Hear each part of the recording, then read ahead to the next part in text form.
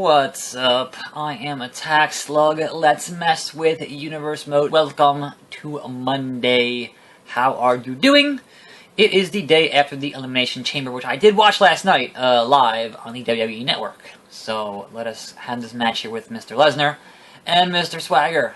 So, after yesterday's kerfuffle there with having the difficulty on Legend, I made sure to take the difficulty off of Legend so that I don't get my ass whipped once again. And yes, the Chamber happened last night. I thought it was a pretty okay show, for the most part. Although, I thought that the IC Chamber match was just kind of plodding and just not a very good match. I don't know who to blame there, but that match was putting me to sleep. And here comes John Cena, who apparently wants a piece. But otherwise, I thought the show was pretty good. I thought it was pretty funny that, for those of you who watched my prediction video, the game accurately predicted that the last two were going to be Sheamus and Ryback, and that the winner was going to be Ryback. And I was like, no, it would be Dolph Ziggler. And nope, the game was right. So that was really funny. We're going to be your boy here, Brock Lesnar. And even though I called it, I was still legitimately surprised that they had Owens go clean over Cena. Like, that was nuts. That's not anything you expect to ever actually happen in real life. Either that, they'll have some kind of a screw job ending, or, they'll make him look strong but not actually have him win. But no, they straight up had a pretty goddamn good match and had him win. Now, unfortunately, they also immediately booked a freaking rematch. Whoa.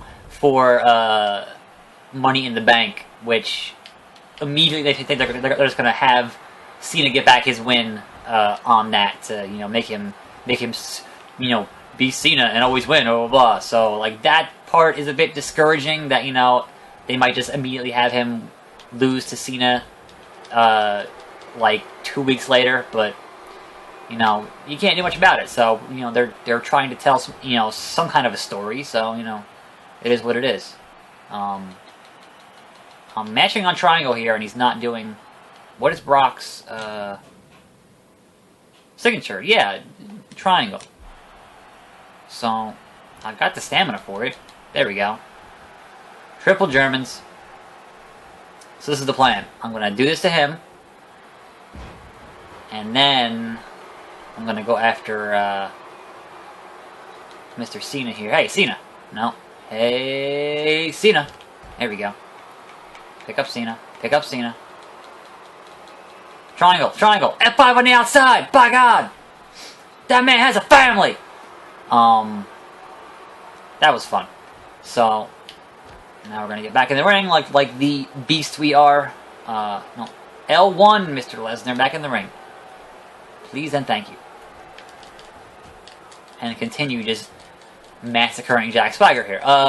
So yeah, that was, I'm curious to see where they go with Cena and Owens, and hopefully not just, because if you want to think about it, even though it wasn't clean, they did technically put Rusev over Cena that first match, and then he repeatedly lost to Cena for the rest of that time. So, having that initial win over Cena doesn't necessarily mean anything.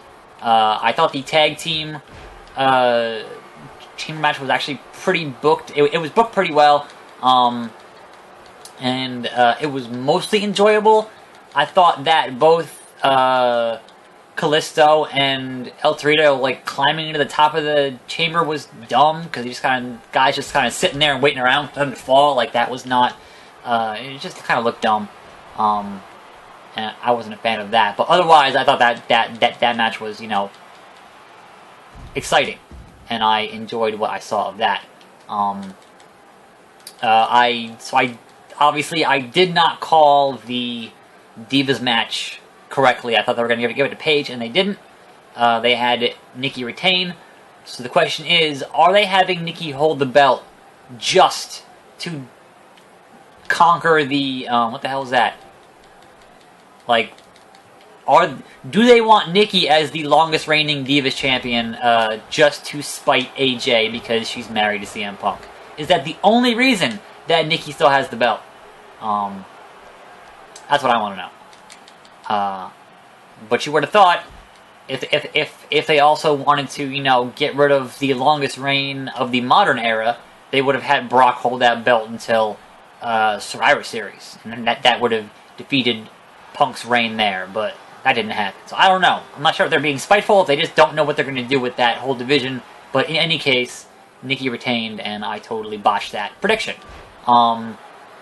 Speaking of things that were not quite what I expected them to be, I did call for Rollins to retain, so I was half right, but Dean Ambrose won that match through disqualification. So there's that, and I was like, well, I called him retaining it, which, you know, he certainly did, but he didn't win the match, so I will say that I'm half right on that one, because I don't know how to phrase it otherwise. So we're just going to stop toying with Jack Swagger here, and make this ending happen. Power pin. You stay outside, Cena. You mind your own damn business, John. There we go. Obviously, Brock Lesnar going to defeat... come on, I didn't hit X there. I hate when it skips the freaking replays. That would have been great. He gets F5 on the outside. Yeah, so, I don't know. I thought overall it was a pretty good show. That crowd could not have cared less about Neville and Bo Dallas because they had just seen that Cena and Owens match. So that's having to follow that match. I felt bad for anybody they would have put out there having to follow that match because come on. And what else was on that card? I can't even remember now what else was on that card. But yeah, I thought it was a pretty alright show for the most part. I thought the main event was okay, but seriously, oh god, it's my worst nightmare in Uso.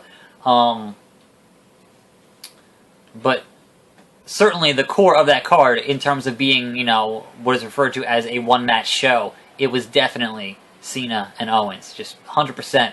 That was the best thing on that show.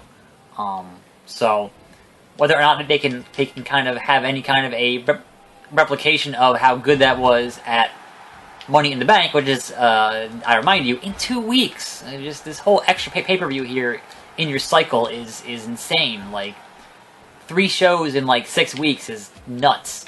So I don't know. It's too much. It's just too much. But that is how they're trying to get you to, you know, subscribe to the network, you know, because we need those subscriptions, which means that tonight is the Stone Cold Paul Heyman podcast, so I would imagine they, you know, whatever beef that Austin and WWE had, they have squashed it. So I don't know if his shirts are back up at ProWrestlingTees.com or not, but Austin's one of those guys who doesn't need them anymore for his, because he's got his podcast and he does his reality shows. He does stuff outside of wrestling that he can support himself on that and doesn't need them. But considering he is one of the biggest stars that ever happened in the business, they need him. So not surprising that that beef got squashed as quickly as it did. And so I guess no more having Chris Jericho be the replacement for that. But what is unfortunate is that even though they are having Tough Enough in a more live capacity, we're still going to have to see Chris Jericho as the host of Tough Enough and not Stone Cold Steve Austin. And that is a shame when you think about it, because what made that last season of Tough Enough was Stone Cold. So watching him react to Cameron, who said that her favorite match of all time was Melina versus Alicia Fox, and just being like, he couldn't even articulate why that was so infuriating, was one of the best highlights of that whole season, and it is a great TV moment. And so I don't think we'll get that level of amazingness from, like, nothing against Chris Jericho, but I don't think we'll get that level of amazingness from Chris Jericho. So that's unfortunate, but what are you going to do? Really, Uso? I just RKO'd you outside. You should be dead. You're an Uso. This is nonsense.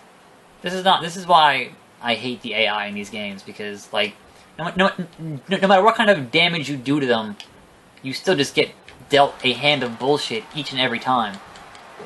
Like, for top-level guys, like, say, a Cena, or a Batista, or, you know, tip-top guys, if you take an RKO, you could feasibly take more than one RKO. There have been matches where you took more than one RKO, etc., etc. But for a guy like Jey Uso, one RKO, that should be it. You should be done for like a day. You're not getting up from that, because you are not main event talent. Period. Holding the tag titles does not count as main event talent. I'm sorry, it just doesn't. But they don't have the AI in this game programmed like that. Like, if I give it an RKO to, like, Santino, he should be done. He should be out. But obviously, if you give one to John Cena, then yeah, it's John Cena. John Cena took a DDT on concrete and got up, like, 2 minutes later to squash the Nexus at Survivor Series. Because he's John Cena. I don't expect the same thing from Jey Uso. Anyway, that's going to do it for today here. We are still 3 weeks away from Extreme Rules. We'll get there eventually. Maybe. I don't know. So this has continued to be Let's Mess With the Universe mode in 2K15. I do enjoy sitting here talking to you about wrestling, so that's always fun. But I am still kind of considering what my next actual proper Let's Play should be. And I don't know, we'll see. We'll get there when we get there. But tomorrow, we've got the phenomenal, or maybe tomorrow, we've got the phenomenal Daniel Bryan versus Kane, and that should be fun. So I will tell you that, as always, I'm your host, Attack Slug. Thanks for watching, and tell your friends, I don't know. I'll see you next time right here on this channel, and I'm out.